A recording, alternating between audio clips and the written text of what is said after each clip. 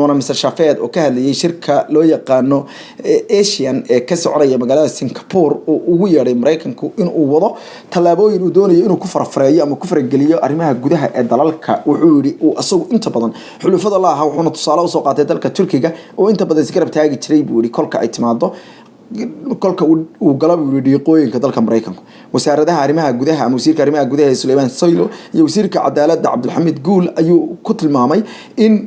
cunaqabataynta la saaray ay u tahay buu yiri مخراتي عاد سيدا مريكانكو وسنو ahayn dal la aamini karo haatan maamulka ka jira wuxuu ugu baaqay siyaasiyiinta kale ee Mareykanku inay sameeyaan wuxuu ugu yeeray badbaado dalkooda wuxuu sidoo kale tusaale u soo qaatay heshiiska caalamiga ah ee ka dhacay magaalada Vienna dalka Austria ee looga baxay dalkiisa kaas oo ku tilmaamay in dhabarka uu jeediyeen Mareykanku adduunka intiisa kale wuxuu sheegay in ay tahay in laga tashado hoggaanka Mareykanka ee caalamka ugu turtudroona isla markaana ay haatan u muuqdaan buu Mareykanku kuwo ka baxaya buu heshiisyo caalami ah kuna biiraya wuxuu ugu yeeray dagaal ka dhana dalalka asxaabta laaha maxlufada laaha aqalka cad ee Mareykankana madaxa guud ee amniga qaranka kala taliya madaxweyne Donald Trump John Bolton ayaa wuxuu ku dhawaaqay in madaxweyne Donald Trump uu lumiyay dulqaadka la aaminsan yahay in Mareykanka ay ka soconayaan farafarayn xoogan oo dhinaca doorashada ah oo la aaminsan yahay in waaxaha dhinaca sirdoonka dalka Russia isku diyaarinayaan inay farageliyaan doorashada soo socota bisha November si ay u kala qaybiyaan dadka Mareykanka isla markaana u dhaawacaan kalsoonidooda wuxuu intaas ku daray Bolton in dalkiisu haatan uu diyaariyay iyo madaxweynuhuba wuxuu ugu yeeray talaabooyin cadcad oo ay tahay in hangool faraarale iskaga qabto ayuu yiri dadka doonaya inay farafarayaan doorashada hase yeeshee daqiiqada kadib hadalkiisa ayaa madaxweyne Donald Trump wuxuu bartiisa Twitter ku soo qoray in baaritaanada iyo faragelinta Ruushku ay tahay khuraafaad waxa muuqanaysa in kala duwanaan xoogan darbaba ay halkaas ka muuqato iyadoo madaxweynaha dalkaas Mareykanka Donald Trump uu yahay niman la maleesan karin isla markaana laba canleeya mararka qaarkood si kastaba ha noqotee madaxa FBI-da ee laanta wardoonka dalkaas Mareykanka arrimaha gudaha ee FBI-da oo la yiraahdo Christopher Wray ayaa wuxuu ugu baaqay Mareykanka in ay u diyaar garoobaan gunta dhuuqsi ku saabsan in ay iska celiyaan ayuu yiri faragelin xoogan oo ka imaan karta hay'adaha sirdoonka iyo basaasiin buuxdaafiyay dalka Mareykanka General Paul Nakonsa oo saguna hay'adda amniga qaranka National Security Agency oo agaasime ayaa wuxuu ka digay in sida muuqata dalka Mareykanka ay diyaar garow ka dhan ah ay wadaan Ruushka iyo xulufadiisa wuxuuna sheegay in dhibaato xoogan ay muuqato inta badan laamaha amniga dalkaas Mareykanka oo ay kamid tahay gabadha leedahay Nancy oo iyadu xukunta waaxda arrimaha gudaha dalkaas Mareykanka Ray iyo Nakosin oo iyaguna kala xukuma laamaha kale ee amniga qaranka iyo hay'adda dhinaca markaasi la yiraahdo cyber trade oo ah tan iyadu dhinac la xiriirida internetka ama khataraha dhinaca internetka ayaa dhamaantood waxay ku baaqayaan in Mareykanku uu tahay inuu diyaar garow ka daran kii 2016 ka farbaxsaday uu sameeyo inta aan la gaarin baa doorashada waqtiga dhexe ama midterm election loo yaqaan bisha November sanadkan dabayaaqadiisa dhici doonta waxaana dalka Mareykanka oo dhan ka gilgilanaya arintaasi dadka markaasi inta badan ku xeel dheer arrimaha amniga qaranka halka nagala socotaan waa Hurfadhi Media iyo wararkii ugu dambeeyay warbixinada diblomaasiyadda ee dalka Jamhuuriyadda Djibouti ayaa dhaleeceeyay maxkamadda dhexdhexaadinta caalamiga ah ee ku taala magaalada London ee xarunta dalka Britain oo go'aan ka gaadhay dacwadii u dhaxaysay Jamhuuriyadda Djibouti iyo shirkadda Dubai Ports Wall loo yaqaano ama DP Wall ay Soomaalidu u aqoon dhowdahay maxkamadda ayaa xukuntay inuu shaqeynayo heshiiskii u dhaxeeyay labada dhinac ee dawladda Djibouti ee hore uga baxday 6 bilood ka hor maamulka dekedda Djibouti ayaa go'aanka ku gacan saaray maarayaha dekedda Jamhuuriyadda Djibouti Abu Bakar Umar Hadi ayaa arintaasi kaga waramay isla markaana wuxuu ku tilmaamay inay tahay arin markaasi aad u xun wuxuu tafaasiil ka bixiyay in arintu ay tahay ayuu yiri markaasi mid muuqata in maxkamaddu aysan lahayn inay go'aamo noocaas oo kala qaadato iskeeda wuxuuna sheegay in dawladda Djibouti ay horeyba ugu gacan saydhay inay ka qayb gasho dhageysiga maxkamadda maadaama maxkamaddu ay sameeynayso degdeg xoogan wuxuuna sheegay in go'aanada noocan oo kala ah ama wuxuu yiri dacwadaha noocan kale ay qaataan 3 sano ugu yaraan balse 5 bilood gudahood lagu soo kufiyay sida daraadeedna Jamhuuriyadda Djibouti ay ganafka ku dhifanayso wuxuu sheegay in qoondada dekedda Doorale inta badan ay lahayd Jamhuuriyadda Djibouti 67% halka 33% ay lahayd DP Wall wuxuuna sheegay inay u ogol yihiin inay siiyaan lacagta ay u hayaan ee ah qoondadooda balse waxyaalaha ayuu deeha ka qaaday inta badan la isku hayo oo uu sheegay inay kamid tahay in DP Wall ay diiday oo ay si cad garafka ugu dhufatay in dekado laga dhiso dalka Jamhuuriyadda Djibouti si horumar u gaadho Djibouti oo uu sheegay inay yiraahdeen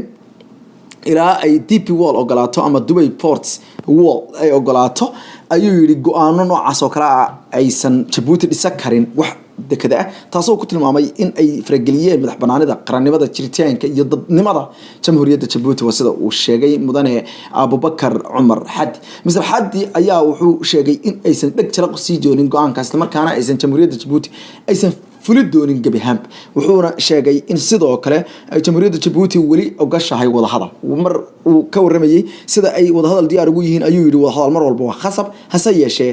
ma shaqeynayo heshiiskan iyo waliba go'aankan maxkamadda Britain ka soo baxay halka nagala socotaan wararkii ugu dambeeyay inta jamhuuriyadda Djibouti warkeeda ka bixina safiirka dalka Soomaaliya u fadhiya jamhuuriyadda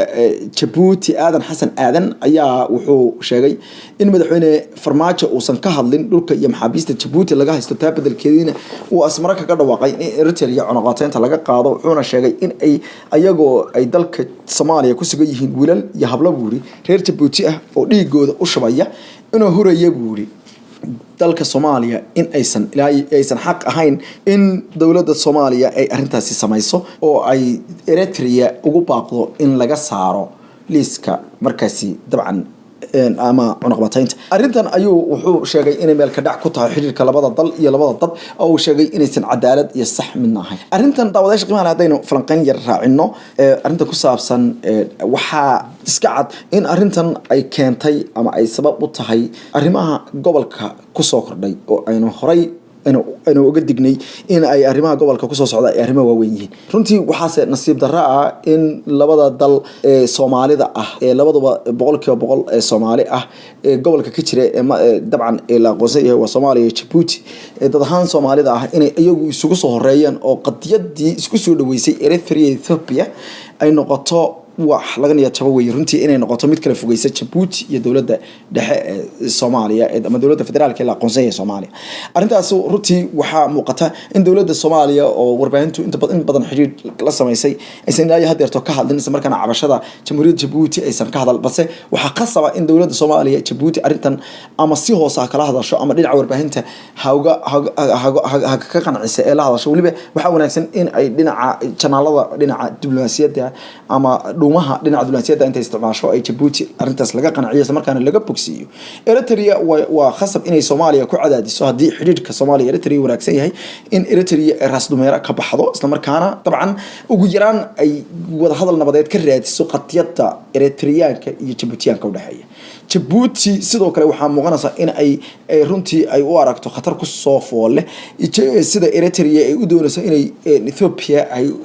gudaha u soo gashato ama laabta u gashato isla markaana loo wiiqo dhaqaalihii dhinaca dekadaha ee jamhuuriyadda Djibouti oo aad moodo in Imaaraadka iyo Ethiopiaankuba ay haatan tuuteenayaan dawladda Soomaaliya arintaas inay ka hoos baxdo dabcan maaha waana arin runtii aad iyo aad u maartay dabcan u qaraad madaxweynaha hore ee Soomaaliya Xasan Sheikh Maxamuud oo asaga laftiisu bartiisa Facebook kaga hadlay arintaas ayaa wuxuu ka digay in walaalaha Djibouti aysan hayn in laga dhaqaaqo asagoo soo dhaweeyay dhanka kale in dawladdu ay xaq u leedahay dawladda Soomaaliya inay dabcan arinta diblomaasiyad iyo waliba xal ka raadiso dalka jamhuuriyadda dalka la yiraahdo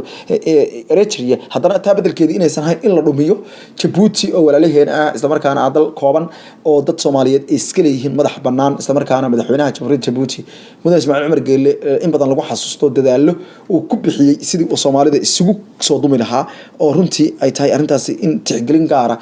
Djiboutina lagu siiyo madaxweynaha iyo xukuumadda halka ka jirtana lagu siiyo sidoo kale arinta kale muhiimka ah